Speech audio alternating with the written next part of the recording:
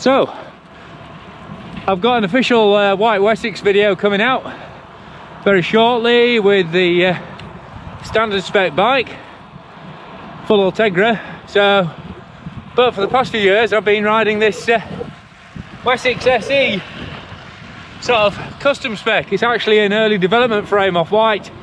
They had going spare, and I like the bike so much that I asked them if I could borrow it, and I'm not giving it back for a few years and many thousands of kilometers. So thought I'd just give a quick overview of how I built it up, what I like about it, and why it's brilliant for drab old slippery leafy English late autumn days like this.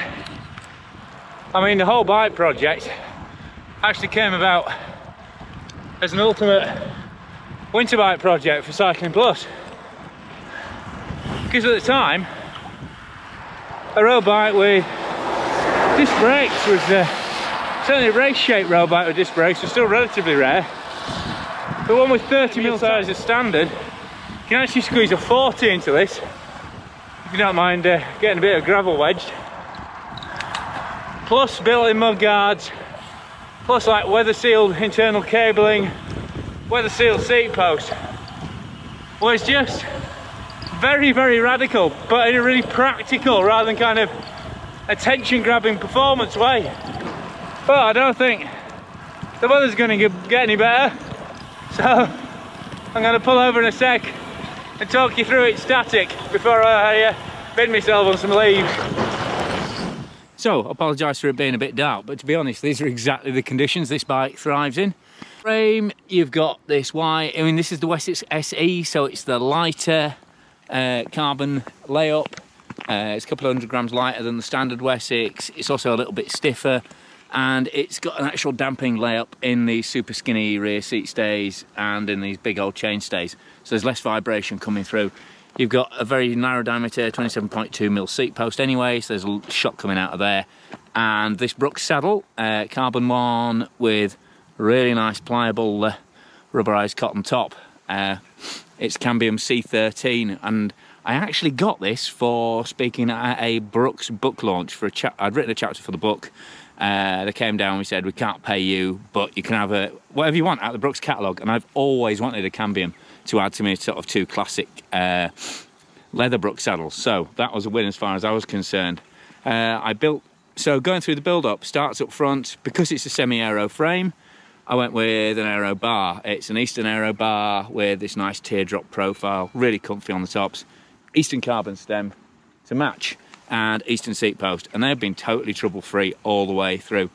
SRAM Force brakes and shifters, and you'll see there's only one lever on that side because I deliberately went for a single speed setup, just because I'm used to it on the mountain bike side, and I just prefer the simplicity of single speed on the road. Run it with an 1136 on the back, no trouble at all. Means I can run a short cage SRAM Force rear mech, and it's just, I mean, this is seen, God, it must be at least well over 10,000 kilometers now. Original chain, original cassette, original chain ring, and it's still going absolutely rock solid strong. The only glitch I've had is I lost the battery pot off this Quarq power chain set.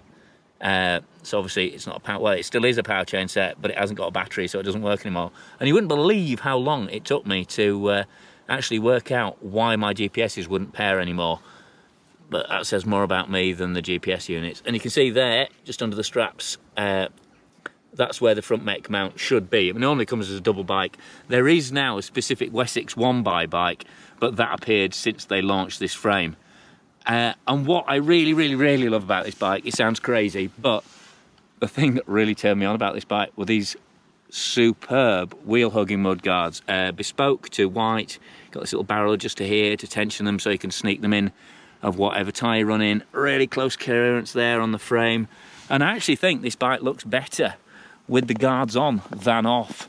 And again, I've had to replace one clip. One clip went rusty about a week or so ago, so I've replaced that. But apart from that, absolutely no trouble at all. The only thing that happens if you run a tyre with a bit of tread on it, like a Schwalbe G1 or something like that, which the Wessex does come with originally, it can buzz. If you hit rough ground and the stays wobble, it'll go across the again on the mudguard. I mean, purely just you know, an audio thing. It's no structural problem, but bear that in mind if you're running knobblier tyres. As you can see, I worked for ages commuting in and out of Leeds before I found a solution for kind of packing stuff I was happy with. I'd love to get it neat up behind the saddle there, but I can never really find a seat pack I'm happy with. And also that steep saddle rail makes a bit of a problem on the back too. But this is actually a specialised Borough top tube pack, but it just fits really neatly in there. And I've got like a jacket. I won't disturb it. I'll tell you what, I'll go through that later as a separate video. But there's a jacket in there, tool, CO2 inflator, normally a gel or a snack bar in there, and a waterproof jacket in case I need it. Then underneath, I've strapped a Crank Brothers pump in just a bit of old inner tube to keep it weatherproofed. One bottle cage I run with a big bottle. There's another bottle cage fixture under there, but I never normally riding long enough to need it, so just one bottle cage does me fine. As you can see, this is the detail I was talking about. You got the seat clamp wedge there, keeps it nice and weatherproofed. You've got fully waterproof, well, not waterproof, but you know, weather resistant plugs on all the internal cable routing there, and it's just a really, really neat package. I've run Hunt wheels on it. This is my second set of Hunt wheels. First ones are still going strong. These are just the newer, fast reacting ones, and these that really, really lightweight 30mm deep ones, Aero wide 30s, but they've been absolutely bomb-proof. There are like 4-season wheels that Hunt do, but to be honest, I've not had a single issue with these. I mean, I've heard some reports the bearings going dry on them, but mine have been absolutely rock solid. And like I say, these have been on there all this year, and the other set, God, they must have had about 2-3 years in them, and they actually predated this bike. And I rode them in gravel races, cross races, wherever, all over the place. The only thing I've been changing relatively frequently are the tyres. Currently on S-Works Turbo RapidAir 700x28s. These are brand new. They only launched around the time of the World Champs, so mid-September. It's now mid-November. Really, really impressed so far. Certainly very, very quick. Decent size and seem pretty grippy. Rode Pirellis most of this year. P0, 28s again. 28s is just a really good size for this bike. They were really, really sure-footed. Lovely, trustworthy tyre and pretty quick. Not crazy quick, but pretty quick. Before that, I had Goodyears on, which, to be honest, were a bit of a kind of welly boot. Certainly at higher pressures felt really, really solid. But when I dropped them down below kind of 50 psi, suddenly came alive. Still not amazing, but certainly a lot more forgiving, a lot less wooden in feel. And I generally run about 60 psi now in the tyres on this. Maybe 70 on the back if I've got, I mean, often commuting with the bigger seat pack on. Maybe put 70 in the back for that. But generally like 55, 65 is the pressures I've been running. And I found that the lower the pressures I run, the faster this bike actually gets commuting. So all the hype about lower pressures actually being quicker certainly seem to be true. Obviously, as it's a commuting bike, lights are really, really important. I normally run this Exposure Blaze just because it's really, really bright, and like a backup nog sat in between the seat stays there. And up front, Exposure Strada. This is the 1200 lumen version. And I pretty much, even in the daylight, I have it running in this flash mode, just because the visibility is so good. And it's been super reliability is rock solid. Actually getting it into the flash mode is a bit of a pain in the arse. You have to just double click and then hold it in the right sequence. But apart from that, you've got run times on the back, which is always really useful. And yeah, like I say, pretty much, well, every run into town to Leeds for commuting work or every run out during the day, I now just stick that on standard flashing. And it's just got this and the reason I run this light is because it's got this really neat, as well as it being really functional, it's got this really neat mount bracket that goes on the front of the stem bolts there, so it's compatible with any sort of aero bar you want to run. And finally, just a Can't Quit Cartel top cap from my mate Steve and Ruth, because those guys need supporting. And OTE on the bottle, again, another local company that deserves a bit of support. But I have to say, It's such a good combination. You know, it's not the most super fast bike, it's not the lightest bike. I mean, the mudguards alone weigh about 700 grams. But just in terms of day in, day out practicality, as a daily driver, this has just been amazing. I was trying to think what I'd equate it to. It's like a really, really good kind of performance estate. It's not some crazy RS6 or, you know, AMG or whatever, but just a really great, you know, it's classic road bike shape, it's got classic road bike handling, but it's just super sure-footed. You've got these 160mm rotors on it, and the whole package is just, I mean, it's been such a good workhorse, this bike, and I really don't know what I'd replace it with, because you could go Thai for a bit of fanciness, but a lot of the Thai bikes are overworked, so they're quite stiff up front rather than floating, and if they are flowy, they're a bit too twangy. It's a lot lighter than, I mean, it's lighter than Thai, it's a lot lighter than steel. And it's got a very similar ride feel to steel, really. Maybe not quite that much spring, but it just does a great job every time I got on it. And like I say, I've run it from gravel races with 40mm tyres in through to, you know, endless commuting and training rides, and this is what I'm going to be running all winter. So what else have I cover off just for this video while you're here? Gore C3 Pro zip-off jersey. Jacket, I mean, it's borderline kind of jacket or jersey, as you can see. It shrugs off the water nicely, but it's kind of jersey weight. And the sleeves fully zip off with the zips here. So not only does it work as a vent when you're riding, these sleeve zips, but also you've got a really nice short sleeve jersey underneath.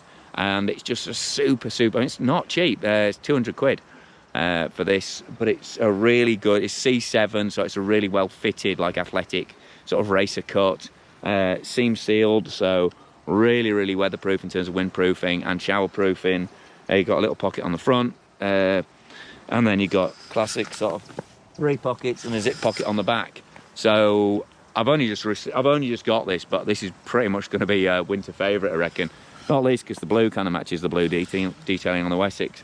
Infinium gloves, not so sure about at the moment.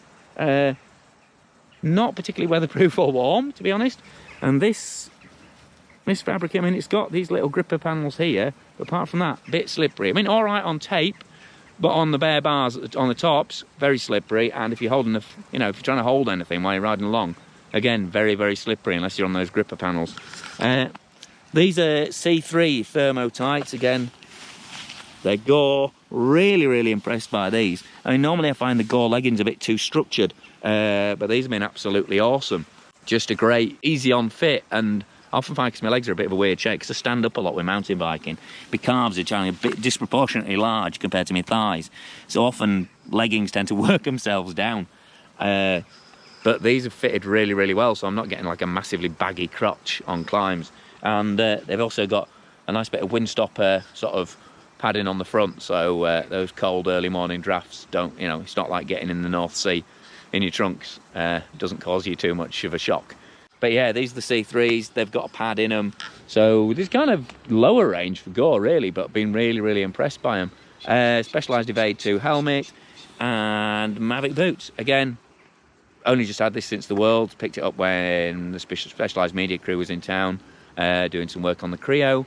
Did some ride guiding for them and profited in terms of a helmet. And it's dead good, actually. Really comfy, nice slim profile. Looks okay even on my little pinhead. And because there's not much venting, it's quite nice and warm on these kind of intermediate days. I think that's about it, really. I mean, this is designed purely as a kind of Patreon behind-the-scenes video for you guys. So obviously, if there's anything more you'd like to know, I'm planning to do on my sort of long-term mountain bikes as well, and go through a lot more of the test kit and just kind of keep you up to date in this kind of informal way. But any suggestions about what you'd like to see tested, how you'd like to see it presented, it's always going to be a little bit rough and ready because it's me, but thanks for appreciating that, and thanks for your massive support on the channel. Yeah, let me know what you want me to talk about, and I'll keep going through what I use, because I guess that's the ultimate kind of affirmation of quality, really, is that I get to pick pretty much what I want to ride. I could probably manage to get hold of most bikes if I wanted to, and I'm struggling to think of anything better than that Whyte currently for what I'm realistically doing. I mean, I've had some really cracking, like, top-end road bikes recently, but I don't get that many sort of chances to go have a big day out in the sun. It's more workhorse miles, testing kit, getting out whatever the weather. And this bike has been absolutely brilliant for it. But I have got a couple of tweaks coming up, which I'll obviously do a video on and inform you about that at the time. I'm rattling on, so thanks for your time. Thanks to Whyte for the loan of the bike, Gore for the test kit, Specialized, Hunt, Easton, OTE, Shimano, SRAM Force, Broooks, Exposure for all their kit. I've not been paid to tell you about any of this, it's just sent through on test. But because I liked it more than another test kit, that's why I'm wearing it. So, you know who I am, and I know who you are, because you're my Patreon sponsors, and I am ever grateful to you guys for helping me out with the channel, because I appreciate service has been a bit lacking recently, so I'm really going to push on with that. Got a new job, again, that's another video I'm going to tell you about, but yeah, new job, loads more time to spend on the channel, so let's properly make it pop. Thank you.